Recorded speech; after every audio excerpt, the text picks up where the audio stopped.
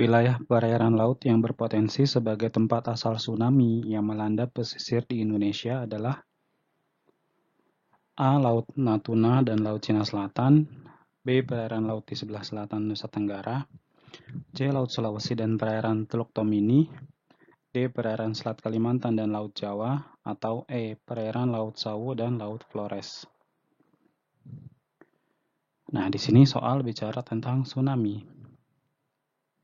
Laut yang berpotensi tsunami adalah laut dalam dengan gelombang yang tinggi atau kita biasa kenal dengan samudra dan terletak dekat dengan pertemuan lempeng bumi.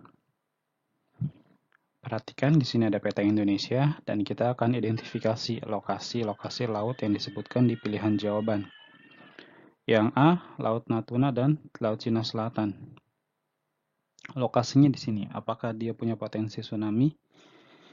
Tidak, karena jelas terlihat di situ laut dangkal, kemudian juga jauh dari pertemuan lempeng. Kemudian yang B, perairan laut di sebelah selatan Nusa Tenggara. Ini lokasinya. Dan ini adalah laut yang berpotensi tsunami. Kenapa? Karena jelas di situ adalah samudra. Kemudian juga dia dekat dengan pertemuan lempeng. Jadi ingat bahwa pertemuan lempeng di Indonesia itu membentuk ring of fire, ya, jalur pegunungan api yang dia terbentang di Indonesia melalui Sumatera, khususnya di pantai baratnya, kemudian di Jawa, khususnya di bagian selatan, dan juga Nusa Tenggara. Kemudian dia naik ke Kepulauan Maluku.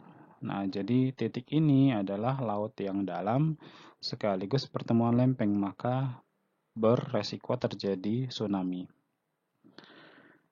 Kemudian Laut Sulawesi di sini ditandai dengan C1, lokasinya ada di sini.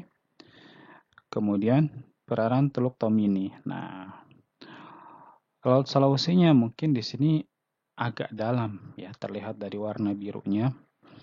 Dan juga mengingat lokasinya dia yang dekat dengan Palung, begitu ya.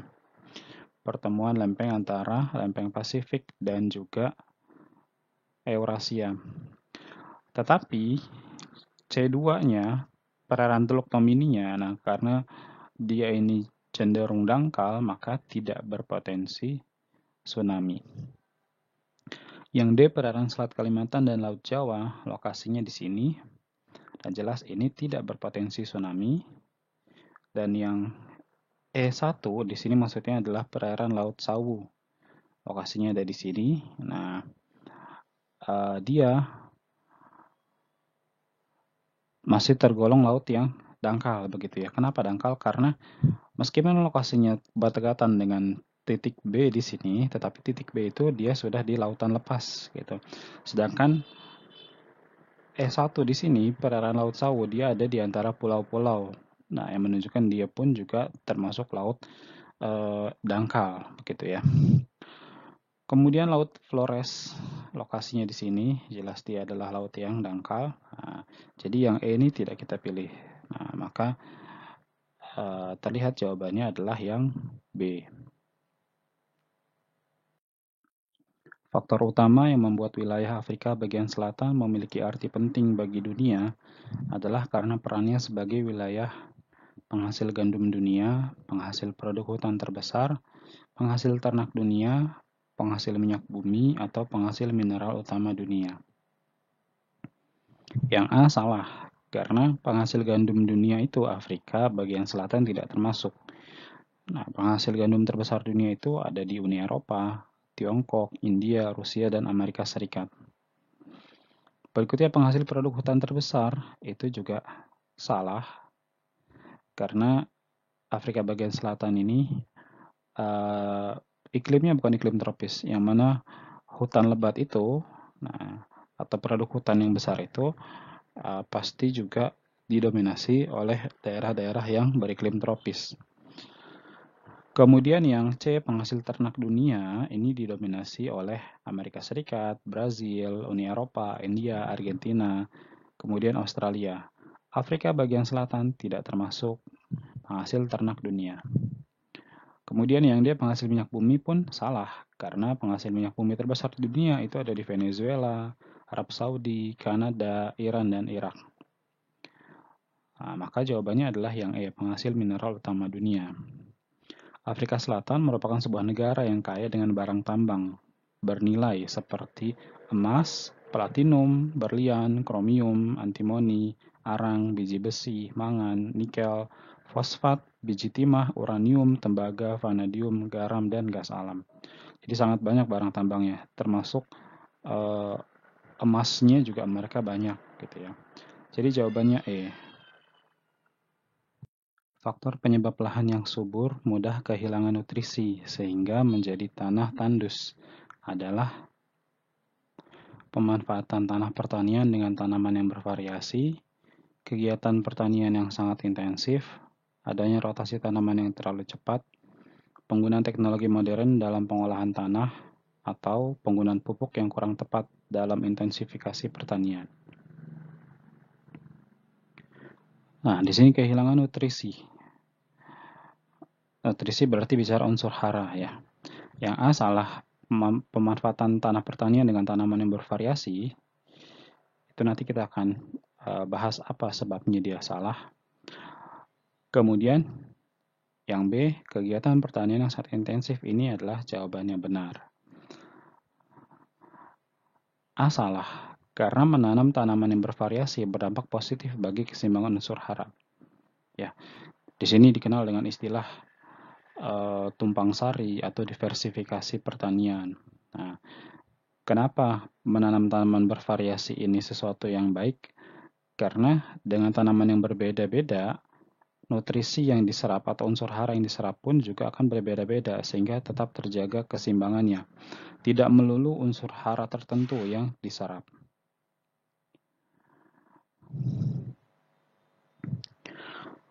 Kemudian di sini ada keterangan tanah kehilangan nutrisi atau unsur hara penyebabnya adalah kegiatan pertanian yang terus-menerus, intensif, tanpa memikirkan waktu yang dibutuhkan untuk siklus regenerasi unsur hara. Kemudian yang C salah, rotasi tanaman atau crop rotation juga berfungsi untuk menjaga keseimbangan unsur hara. Jadi semakin cepat rotasi, itu semakin baik. Nah, apa sih maksudnya rotasi tanaman? Jadi bayangkan kita punya sebuah lahan, kemudian di masa tanam yang pertama kali, kita menanam jenis tanaman A. Kemudian setelah A ditanam, kita ganti lagi nanti, setelah A dipanen maksudnya ya, kita ganti dengan tanaman B. Kemudian B berbuah, kita panen, diganti dengan tanaman C. Dan begitu seterusnya, setelah jenisnya banyak, baru bisa balik lagi ke A. Nah, pergantian atau pergiliran tanaman ini akan menjaga supaya tanahnya tidak jenuh, karena unsur hara yang diserap tanaman itu akan berganti-ganti, begitu ya, sehingga keseimbangannya terjaga. Nah, ini manfaatnya sama dengan pilihan yang A, menanam tanaman yang bervariasi. Kemudian yang D, ini salah. Penggunaan teknologi modern tidak menghilangkan nutrisi atau unsur hara tanah. Dan yang E juga salah, penggunaan pupuk yang kurang tepat tidak menghilangkan nutrisi, tetapi justru menambah. Namun, dengan komposisi yang kurang tepat yang dapat beresiko pada pencemaran tanah. Jadi, jawabannya di sini adalah yang B. Pertanian yang terus-menerus yang intensif ini akan membuat tanah kehilangan nutrisi atau unsur hara. Estimasi keberadaan ikan pelagis di Laut Sulawesi melalui interpretasi penginderaan jauh dapat dilakukan dengan menggunakan parameter konsentrasi klorofil, kekeruhan air, konsentrasi sedimen, suhu air laut, atau kecepatan arus laut. Nah, di sini soal menanyakan tentang ikan pelagis. Ikan pelagis itu apa? Nah, jadi jenis biota laut secara umum dapat dibagi menjadi dua. Yang pertama bentik atau bentos, yaitu hewan laut yang hidupnya terikat dengan dasar laut. Kemudian pelagis atau pelagik, ini hewan yang hidupnya tidak terikat dengan dasar laut. Jadi ikan-ikan secara umum, mayoritas ikan itu adalah jenisnya pelagis, karena mereka dapat bergerak bebas tanpa terikat dengan dasar laut. Di sini hubungannya dengan keberadaan ikan, nah yang bisa dideteksi dengan penginderaan jauh. Itu indikator atau parameter melihatnya apa? Nah, untuk mencari keberadaan ikan di laut, teknologi penginderaan jauh dapat digunakan dengan mengamati suhu air laut. Anomali suhu, upwelling, dan pertemuan arus panas dengan arus dingin bisa menjadi pertanda pemusatan ikan. Fenomena-fenomena tersebut menyebabkan terjadinya pemusatan plankton, yang akhirnya membuat pemusatan ikan juga. Nah, karena pada prinsipnya hewan akan mengikuti di mana sumber makanannya berada. Jadi di sini jelas jawabannya yang D, suhu air laut. Faktor yang menyebabkan perkembangan suatu pusat permukiman menjadi kota besar, seperti yang dialami kota Medan atau Makassar, adalah perkembangan daerah pinggiran kota, struktur jaringan jalan kota, pertumbuhan alami penduduk kota, interaksi dengan kota atau wilayah sekitar, atau perkembangan kegiatan industri di kota. Suatu wilayah dapat menjadi kota besar atau metropolitan karena perkembangan ekonomi, khususnya kemajuan pada sektor industri. Ingat bahwa kota itu identik dengan kegiatan industri, sedangkan desa itu identik dengan kegiatan agraris atau pertanian. Nah, hal ini berkaitan dengan tahapan perkembangan kota, yaitu yang pertama, eopolis. Ini adalah tahapan di mana suatu wilayah statusnya sebetulnya masih desa, tapi desa yang maju. Nah, ini mirip mungkin dengan desa swasembada. Tahapan berikutnya, polis. Polis ini statusnya sudah naik lagi, dia menjadi kota, tapi masih melakukan kegiatan pertanian. Kemudian tahapan berikutnya adalah metropolis. Nah, inilah yang kita bahas. Kota yang sebenar-benarnya kota, maksudnya dengan ciri kehidupan yang modern dan kegiatan utamanya adalah industri. Berikutnya ada tahapan megapolis, yaitu kumpulan metropolis. Setelah megapolis ada tiranopolis, kota yang kacau, banyak kemacetan, kriminalitas, dan sebagainya. Dan yang terakhir nekropolis, ini adalah kota mati, maksudnya kota yang ditinggalkan penduduknya. Nah, jadi di sini jawabannya adalah yang E, kegiatan industri di kota. Ya, suatu wilayah menjadi kota besar, nah itu bisa karena kegiatan industrinya. Jadi jawabannya jelas yang E. Daerah yang ideal untuk membuat embung adalah A. Daerah lembah dengan curah hujan tinggi, B. Daerah pesisir dengan curah hujan tinggi, C. Daerah perbukitan dengan curah hujan tinggi, D. Daerah perbukitan dengan curah hujan rendah, atau E. Daerah perbukitan dengan curah hujan merata.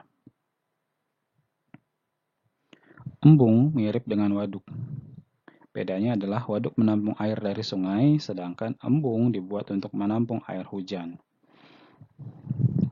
Embung berfungsi untuk mencegah kelebihan air atau banjir ketika musim hujan, dan berfungsi sebagai penyimpan cadangan air ketika musim kemarau. Selain itu, embung juga dimanfaatkan untuk sumber irigasi lahan pertanian. Daerah yang ideal untuk membuat embung adalah daerah perbukitan, maksudnya tempat yang tinggi, sehingga mudah mengalirkan airnya ke tempat-tempat lain yang lebih rendah, dan tentunya juga harus dicari selain perbukitan atau tempat yang tinggi, yaitu daerah yang curah hujannya juga tinggi. Maka di sini jawabannya yang C. Fenomena perbedaan suhu udara menurut posisi lintang pada dasarnya merupakan akibat dari ketebalan lapisan troposfer, sudut datang radiasi matahari, volume lapisan troposfer, revolusi bumi berbentuk elips, atau jarak bumi ke matahari. Di sini yang kita highlight adalah perbedaan suhu udara menurut posisi lintang. Soal ini berbicara tentang iklim matahari, yaitu klasifikasi iklim berdasarkan letak lintang. Nah, di sini bisa terlihat istilah-istilah iklim tropis, subtropis, sedang, dingin yang sering kita dengar, itu adalah klasifikasi iklim matahari namanya, iklim berdasarkan letak lintang. Yang mana di sini terlihat iklim tropis digambarkan dengan warna hijau, dia adalah iklim yang terletak di antara 23,5 derajat lintang utara sampai 23,5 derajat lintang selatan. Nah, ini area di sekitar Khatulistiwa, iklim tropis. Nah, yang mana Ciri utamanya adalah iklim ini punya suhu rata-rata yang tinggi, karena selalu mendapat cahaya matahari sepanjang tahun. Perbedaan letak lintang menyebabkan beda sudut datang dan porsi radiasi matahari yang didapat suatu wilayah. Dan akhirnya berbeda juga iklimnya. Perhatikan ilustrasi di bawah ini. Ini adalah fase-fase pergantian musim. Nah, di gambar yang kanan, ini adalah musim dingin yang terjadi di bulan Desember. Kenapa bulan Desember menyebabkan belahan bumi utara mengalami musim dingin? Karena jelas di sini belahan bumi utara posisinya membelakangi matahari, sehingga di keadaan ini dia akan mengalami musim dingin. Sebaliknya, kita langsung nyebrang ke gambar yang sebelah kiri, buminya, musim panas pada bulan Juni. Lagi-lagi, kita di sini bahas yang belahan bumi utara aja. Karena belahan bumi selatan itu nanti tinggal kebalikannya, begitu ya. Artinya, ketika di belahan bumi utara musim dingin, berarti belahan bumi selatan musim panas. Nah, kembali lagi, musim panas itu terjadi pada bulan Juni di belahan bumi utara. Kenapa? Lihat gambar yang kiri lagi tadi.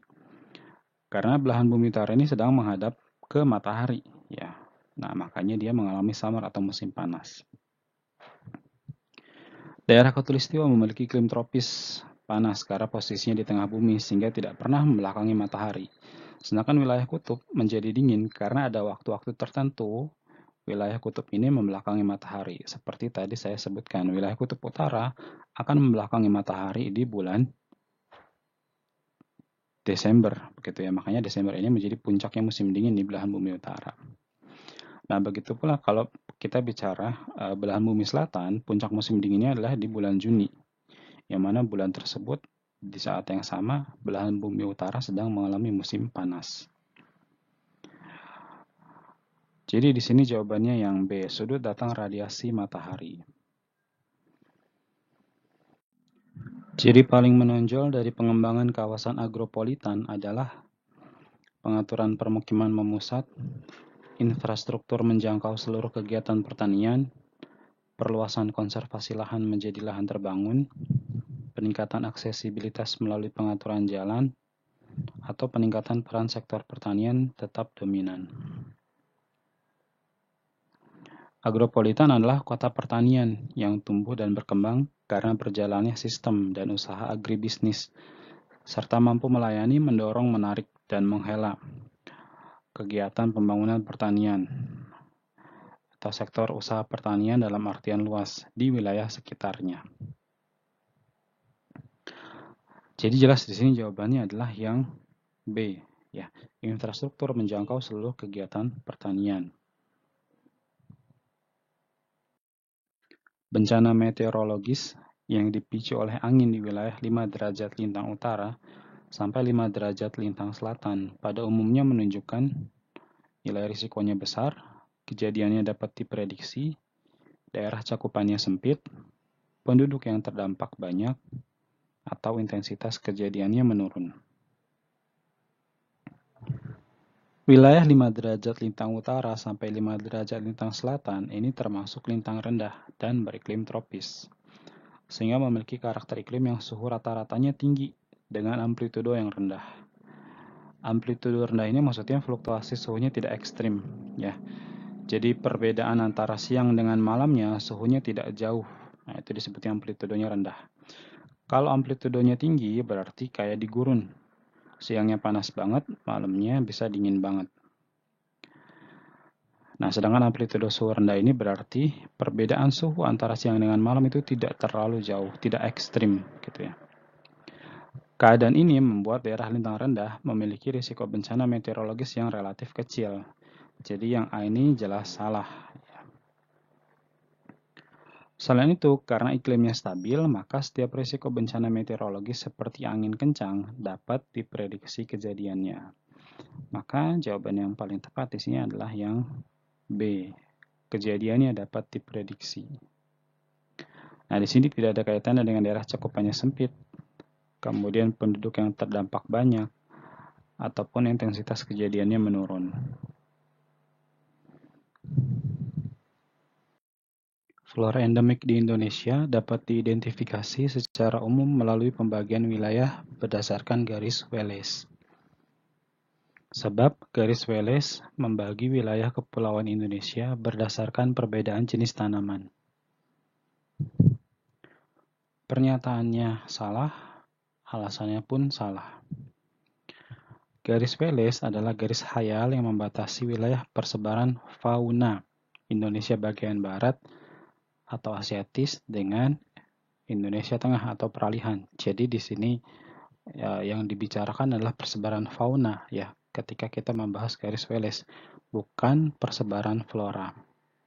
Jadi jawabannya E. Erupsi gunung api yang bersifat eksplosif selalu merusak bentuk relief muka bumi. Sebab material erupsi yang keluar dari kepundan dapat menghancurkan bentuk tanah dan meratakan lembah-lembah. Terdapat dua sifat erupsi gunung api, yaitu yang pertama eksplosif, yang artinya erupsi yang kuat, berupa ledakan, tekanannya tinggi, dan didominasi oleh material yang padat. Kemudian yang kedua adalah efusif, yaitu erupsi yang lemah, dia berupa lelehan, tekanannya lemah, dengan dominan material cair. Maka pernyataannya benar, ketika dikatakan eksplosif, selalu merusak bentuk relief muka bumi. Dan alasannya pun benar, material erupsi yang keluar dari kepundan dapat menghancurkan bentuk tanah dan meratakan lembah-lembah. Keduanya berhubungan sebab akibat, jadi jawabannya A. Penetapan kawasan aglomerasi industri dapat didasarkan pada faktor terkonsentrasinya berbagai faktor produksi. Sebab adanya keterbatasan dalam pemilihan lokasi industri yang ideal sangat memungkinkan terbentuknya pemusatan industri. Pernyataannya benar, terkonsentrasi atau terpusatnya berbagai faktor produksi yang dibutuhkan banyak pabrik akan memudahkan dan meminimalkan biaya angkut, sehingga dapat pula untuk dibangun kawasan industri di sekitar area tersebut. Alasannya juga benar. Pemilihan lokasi industri yang benar-benar ideal untuk suatu usaha memang sulit. Ada industri yang harus lokasinya dekat dengan bahan baku, ada juga yang harus dekat dengan pasar. Maka adanya pemusatan industri membuat para pemilik usaha tidak perlu memikirkan lokasi ideal untuk menempatkan atau penempatan pabriknya, karena seluruh kegiatan industri sudah terpusat di tempat tersebut. Di sini kedua kalimat tidak berhubungan sebab akibat. Kenapa tidak berhubungan sebab akibat? Nah, perhatikan kalimat yang di-highlight. Ya. Terkonsentrasinya berbagai faktor produksi itu adalah penekanan untuk kalimat yang atas. Kemudian keterbatasan dalam pemilihan lokasi industri yang ideal, ini adalah penekanan pada kalimat yang bawah. Pada kalimat yang atas, kondisi ini aglomerasi industri ini diharapkan.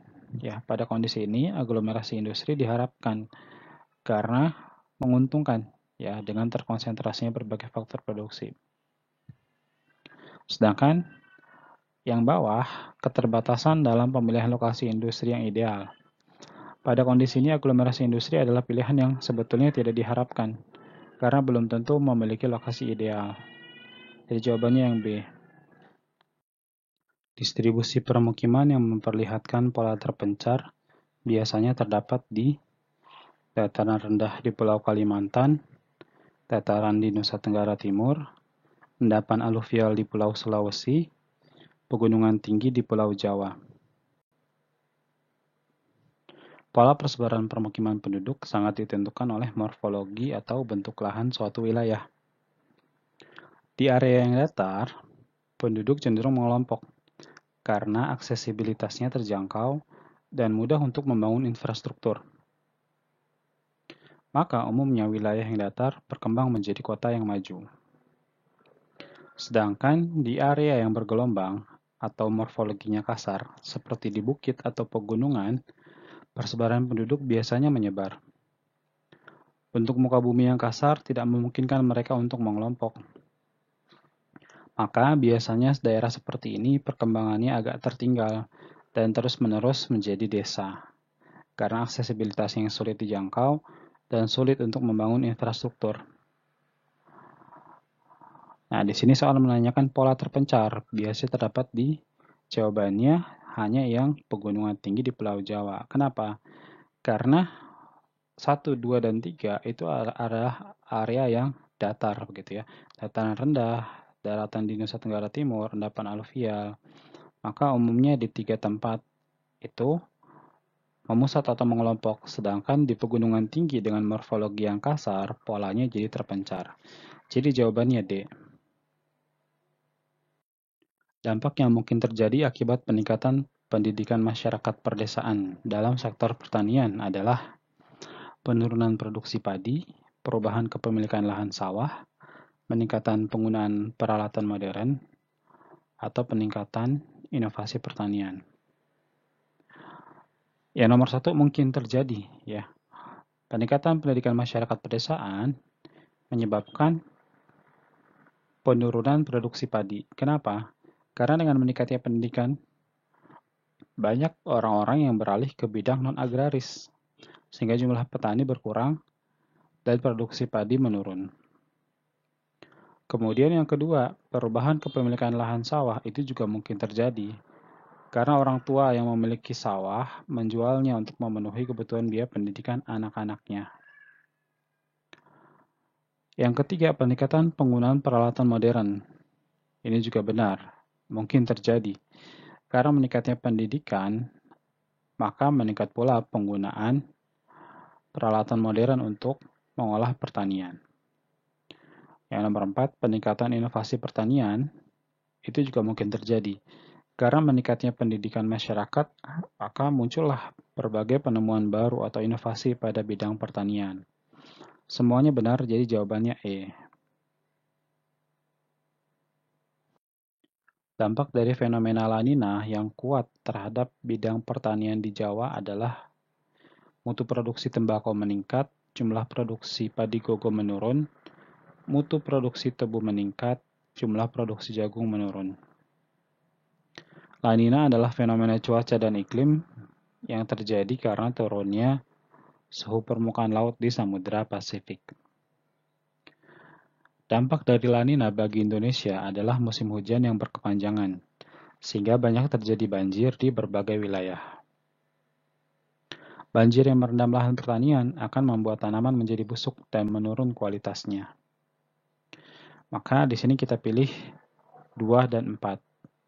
Kualitas yang menurun ya, jumlah produksi padi gogo yang menurun dan juga jumlah produksi jagung yang menurun. Jadi jawabannya C.